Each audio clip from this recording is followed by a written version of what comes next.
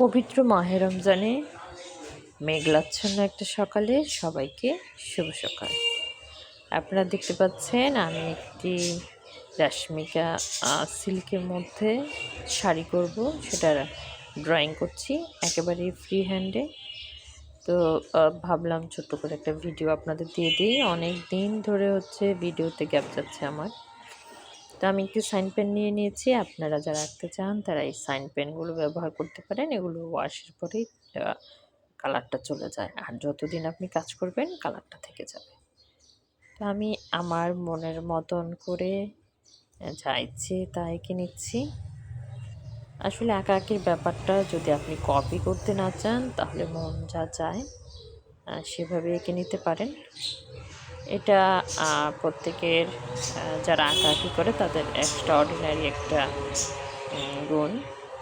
তারা মনের মাধুরী মিশিয়ে যা ইচ্ছে তাই এঁকে নেয়। তো আমিও এঁকে নিচ্ছি এভাবে সুন্দর করে ফুল ফুল লতা পাতা দিয়ে। শাড়িটাতে বিভিন্ন ধরনের কাজ হবে, আপনারা হয়তো কাজ চলাকালীন সময়ে ভিডিও পাবেন, আর কাজটা শেষ হয়ে গেলে ফুল লুকেরও একটা ভিডিও পাবেন। এখানে ফুল লতা পাতাই ক্রস স্টিচ হবে, আর পাতাতে ভরাট সেলাই হবে। সেগুলো আপনারা আমি যখন কাজটা রানিং থাকবে তখন ছোট ছোট ভিডিও আকারে হয়তো দিয়ে দেব। আঁকার বিষয়টা আসলে ভয় পাওয়ার কিছু নেই। আপনারা প্রথমে নিজের মনের মতন করে ঘরের কাপড়গুলোতেই ছোট ছোট করে এঁকে কাজ করবেন, তাহলে দেখবেন আস্তে আস্তে আঁকাআঁকি করতে করতে ভয় চলে যাচ্ছে। আমার বাসাটা একেবারে রাস্তার পাশে হওয়াতে আসলে প্রচুর নয়েজ, কিছু করার নেই। একেবারেই মধ্যরাত ব্যতীত আসলে আমি শব্দ ছাড়া ভিডিও করতে পারি না। তো যে দেখেন আমি একেবারেই এক হাতে ক্যামেরা মানে মোবাইল, আর এক হাতে আমি এঁকে নিচ্ছি। এরপর যারা ফ্রি হ্যান্ডে আঁকাআঁকি করেন, অনেক সময় দেখা যায় যদি আঁকাআঁকিতে একটু ভুল হয় সেটা অনেকে আবার করার সময় রিকভারি করে নিতে পারেন, যেটা আমার বেলায় হয়। দেখা গেছে পাতাটা যদি আমি একটু বাঁকা করে আঁকি, কিন্তু আমি যখন সুই সুতায় করতে যাই তখন আমি সেটাকে সুন্দর করে ফিনিশিং দিয়ে দিতে পারি।